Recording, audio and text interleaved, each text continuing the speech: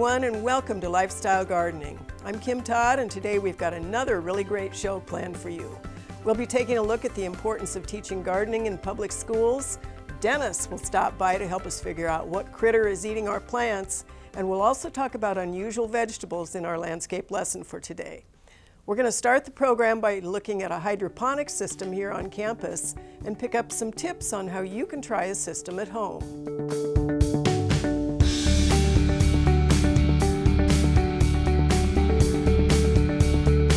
We're here at the University of Nebraska Plant Science Teaching Greenhouses, and we're looking at some of the hydroponic systems that we're using for a course that we have called Hydroponics for Growing Populations.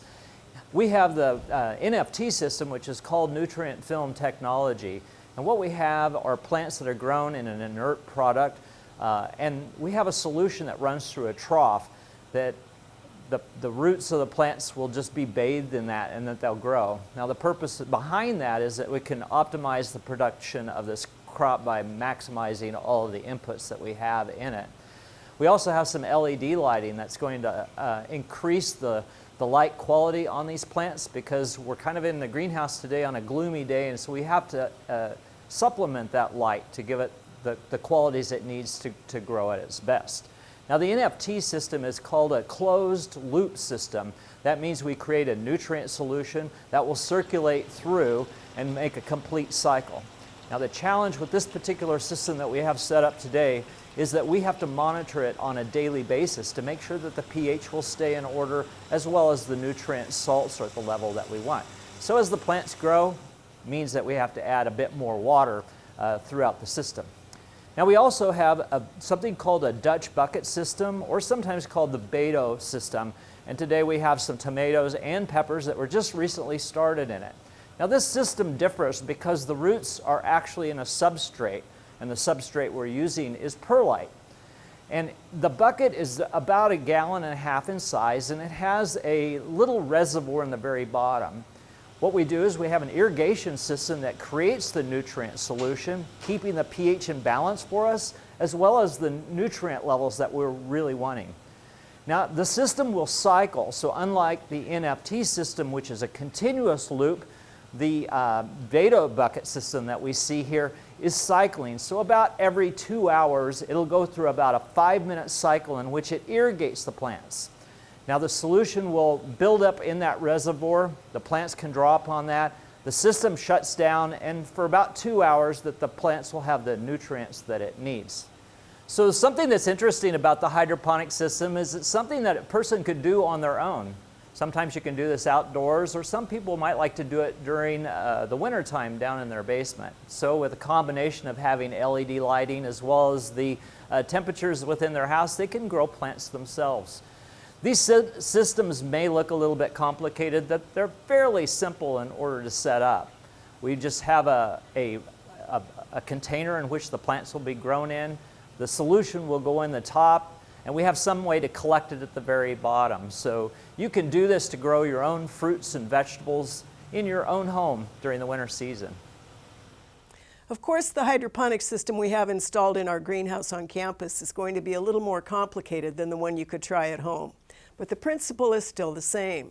It might be a fun project for you to try over the winter. Most vegetable gardeners grow tomatoes, peppers, beans, maybe asparagus, and potatoes. For today's landscape lesson, as we continue our theme of garden trends, we're going to show you a few really great off-the-beaten-path vegetables you might want to try.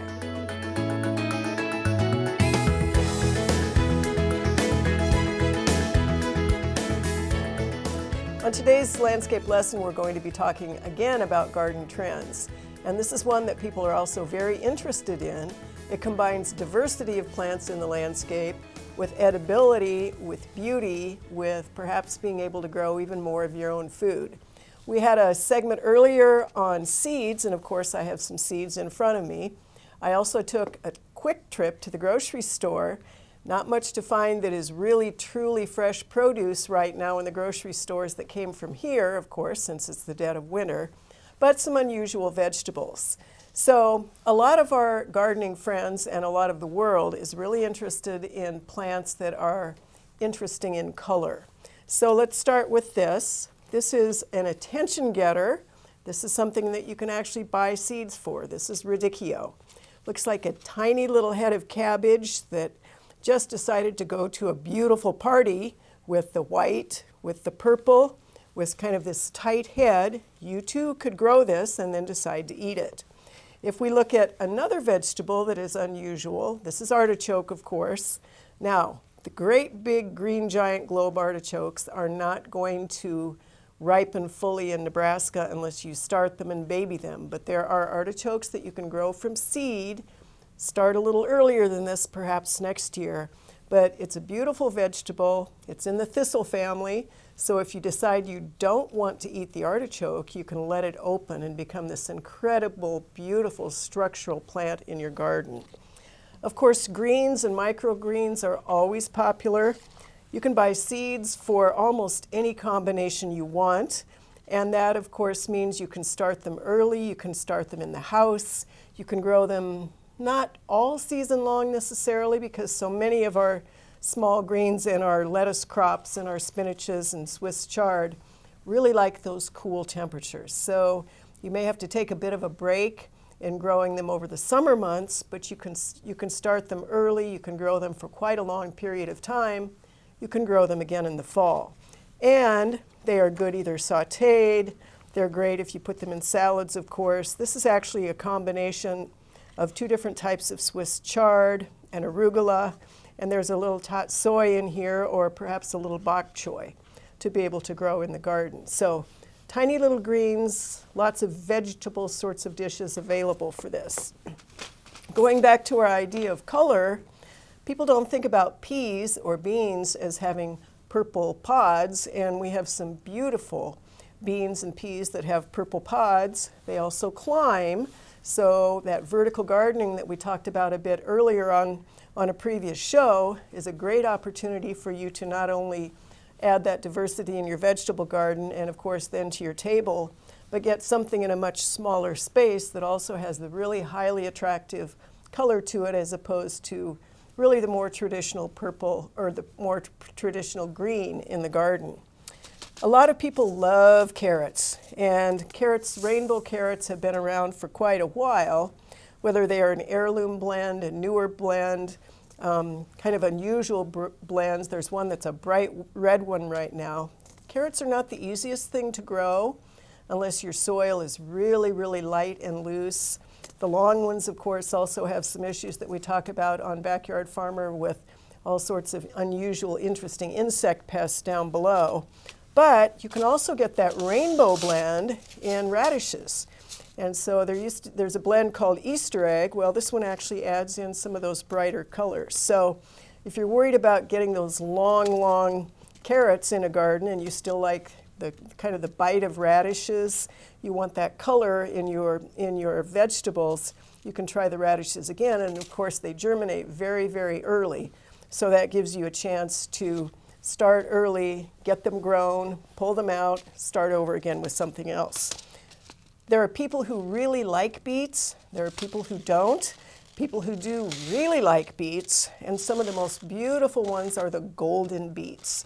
So another unusual crop to try in the garden, because the typical beet is, of course, a red one, and the golden beet slices, roasts, does all those things for roasted root vegetables that so many people are really enjoying in their kitchen these days. Cucumbers come in all sorts of shapes and sizes, and this is one called lemon cucumber. Again, it's an heirloom. There are multiple others, little tiny dill pickling cucumbers, but this doesn't even look like a cucumber. It looks more like a little tiny odd-shaped lemon or a melon of some sort to grow in the garden. Again, adding a diversity so it's not just the same old slicer that you're going to use in the vegetable garden. Now, we talk oftentimes about truly edible landscapes, and people are interested in growing quinoa, or if not growing it, at least eating it. It's a really, really beautiful plant. And if you look at the color combination that is possible, you need to know how to grow it properly, but there's a big difference between what this looks like in the garden and, of course, what it looks like if you buy it and then use it in the kitchen. And I can't help but bring up milkweed. We grow milkweed for the pollinators. We grow milkweed for the butterflies. Milkweed itself, the blossoms are edible, and so are some of the pods. Now, again, you have to know what you're doing, but if you add milkweed to the garden for the pollinators, that also gives you the opportunity to use that as an edible crop. So one way too, if you really don't want to do your own experimenting with unusual vegetables, there's some new squashes on the market, or on the horizon as an example, lots of new melons, many new vegetables on the horizon or available now. You can either go to farmers markets, which we talk about, or you can participate in CSAs. And even right now, vegetables are available through CSAs. You might not get the full breadth, but you are likely to get some of the vegetables that maybe you have not even experimented with or even tasted before.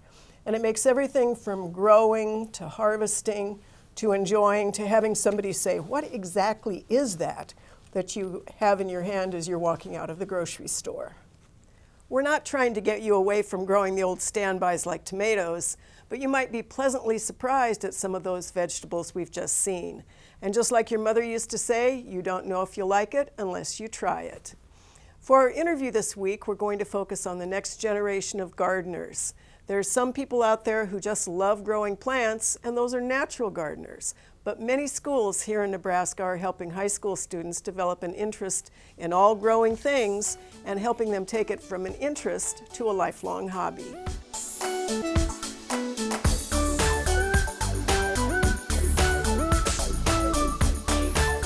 I'm really happy to be talking to Dr. Kristen Jones today at Norris High School about how she teaches ag in the classroom. So Kristen, every single time I come to Norris and come to your classroom, something is wonderful and different. Can you talk a little bit about how you decide what to do and then how you teach with that? Well, really everything isn't quite all that different. Usually we teach the same concepts, basic plant science, basic landscape design, basic floral design. It's just kind of what interests students, what's a new hot industry trend that might be something we could bring into the classroom, and then also a lot of our resources around us. So community members, university people like yourself that would come out and speak to us. That's kind of where I get a lot of my ideas for classes. So how in particular do you interest students in the landscape side of ag and natural resources? Well, I'm a huge plant nerd, so I love plants, and I really try to help students see the beauty and the value and the usefulness of plants. And so that's how I kind of get students first interested in the subject matter. So we do a lot of plant identification, identifying plants outside in the landscape, and then actually putting it to use and seeing where students can use these plants, where they can put them and place them, how they can serve a purpose, and then actually getting to the elements where we get to draw and design landscapes on paper. Sometimes in the semester we actually have projects that we can carry out on school grounds or in the community, which also is a way that students really get involved in the class. Talk a little bit about your great career in FFA.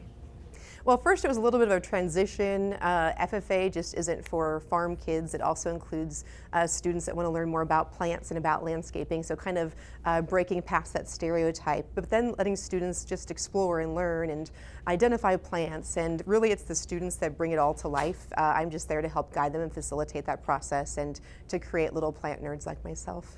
You know, you've got everything in your room from design to growing plant material to cattle rumen stomachs on the wall. What is it about this that really excites you the most? I love especially working with our school greenhouse and just helping students learn and grow and just discover new ways to grow plants and different ways to propagate and just carry out the whole production process from seed or cutting to actually selling the product in the end. Thanks, Kristen, and you know we want you to send us all of your best and brightest students. Of course. Thanks a lot for coming out. It was really fun. Thank you. It's really great to hear how some of our ag teachers across the state are fostering an interest in gardening. And a lot of those student-led projects include landscaping around their schools and in their communities. We're hopeful they'll carry that interest and joy of gardening for the rest of their lives. Time now for us to hear from our Backyard Farmer panelists as they answer some of your frequently asked questions. Backyard Farmer isn't on the air right now, but you can always send us an email. That is byf@unl.edu.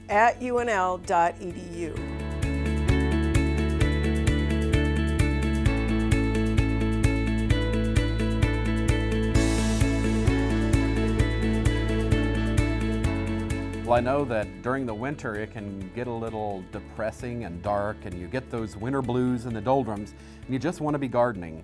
So you think about, are there things that we can grow indoors? Now sure, you have your seed starting that goes on if you're a vegetable gardener.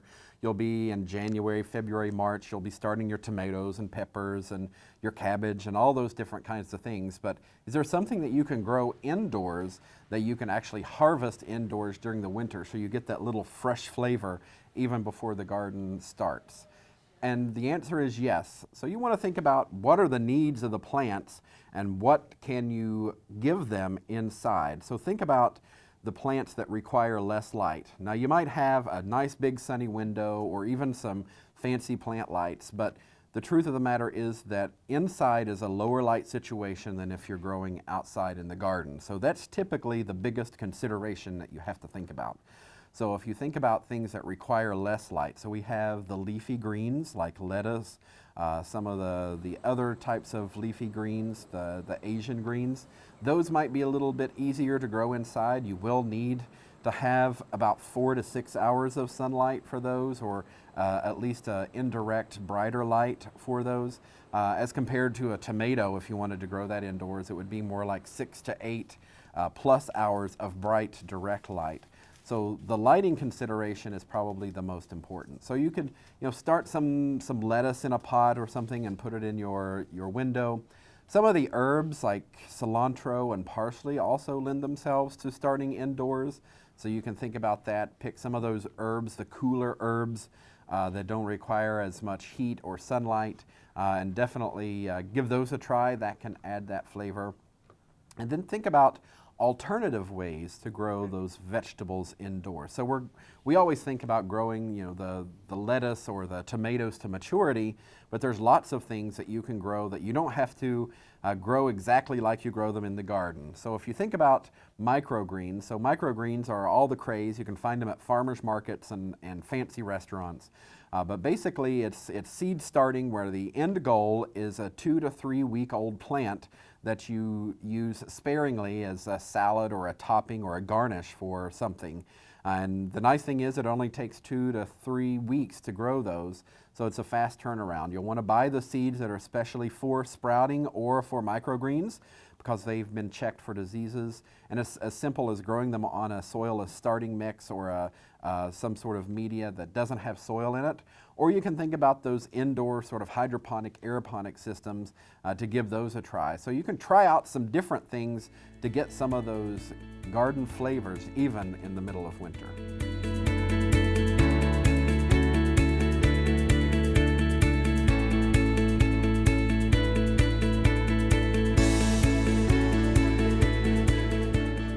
So there's been this really big promotion of beneficial insects and pollinators, and it's not all just focused on honeybees. So in the last couple years, we've really pushed these solitary bee hotels and increasing habitat for bees that are not honeybees. And they sell, and we can also build easily, these solitary bee hotels, which sometimes they're straws, and sometimes they're wooden blocks with holes drilled in. And so they provide these nesting cavities for solitary bees. And a lot of times people want to know what they need to do throughout the winter when the bees are not active. So there is some maintenance that needs to be done with these bee hotels. If they've been left outside through the winter, hopefully they're protected from birds feeding on the bees in there and away from the worst weather. But come spring, and I'm thinking like early March, we want to put some new blocks out there, some clean blocks. If you've got cavities that you can put like paper straws in for new nesting sites, that would be great too. You want to put those out there. And the bees that are developed inside the ones from last year will emerge and hopefully start nesting in the newer blocks. We want to have that those clean nesting blocks, because when you do have a lot of organisms together in the same little area, it can be a breeding ground for pathogens and disease, and that's something that we don't want. because normally in nature they will nest in like old reeds or old grasses, sometimes even like woodpecker holes, just anything that has a cavity, and so they're spread out. But when we bring them all together, it just increases the potential for disease. So we do want to make sure that we take care of them. And we also want to make sure we plant lots and lots of flowers that they can nectar and find pollen and do their bee thing. But I do recommend solitary bee hotels for anyone who loves to be outside, who has a great garden, and who wants to observe and save the bees. We're about a month and a half away from the start of Backyard Farmer, and we hope you'll join us this year as our panel returns to help you find solutions to your gardening problems. Plenty of us have had the furry creatures attack our vegetable gardens and our landscape beds. In the case of voles, they can populate an area and do an incredible amount of damage over the winter months. But how do you know if it's a vole, a mole, or a mouse? Well, Backyard Farmer wildlife panelist Dennis Ferraro is here to help you identify those critters and give us some good tips on stopping them.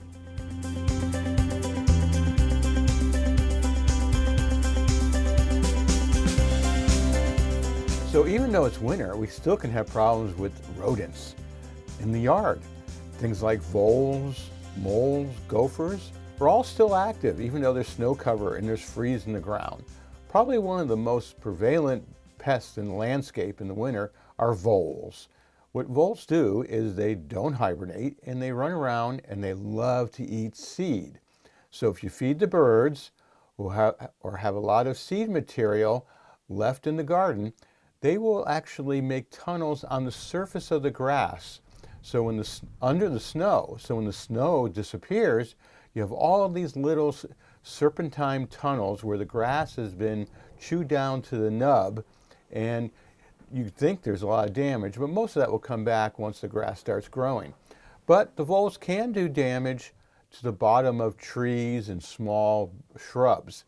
What they do there is they nest in the mulch. If your mulch is very thick, over 6 inches, and up against the bark of the tree, they will actually take off that bark of the tree to get the nutrients underneath there, and that will allow the tree to be harmed from having that cambium bit into. So we need to protect both the tree, and we need to also try to capture them away from the yard. Now, most bird feeders are going to drop some types of seed. If you can make it so underneath the bird feeder, it's not grass or soil, but gravel or cement or pavers, you'll be less likely to get voles. However, if you can't change that, you can trap the voles by using what's called a multi-catch trap. Just settle this trap underneath the bird feeder, put a little bit of bird seed on the entrance of the trap, and overnight you'll get them. Now they will be alive when they're captured, but unless you move them quickly and release them, they will die overnight from the exposure to the cold, unlike they do other times. Another big pest from the outside that gets inside in the winter is deer mice. What deer mice do is that they'll find a way indoors, and it's not always at the ground level. You can secure and exclude them at the ground level, but deer mice have the habit of climbing trees, climbing bricks, and climbing up to the top of homes and trying to find those small little areas where maybe 2 roof lines meet and get into the attic. Once in there, they can tunnel in your insulation, they can leave a lot of defecation, and then they find their way down into the living quarters and get a nice meal. When it comes to deer mice in the home, you definitely want to clean up any of their droppings wet. Do not vacuum or sweep mouse droppings to prevent any disease transmission. Use a wet paper towel, a wet sponge, a wet cloth that has a disinfectant on it, and clean up their droppings in a moisture situation. Never sweeping, never vacuuming. To eliminate the mice from the home, the deer mice, you can use snap traps. Snap traps placed perpendicular to the wall. And what do you use for bait? Well, you can use grain for bait, peanut butter and a grain mixture, or maybe make little balls out of bird seed and peanut butter and put them on a snap trap.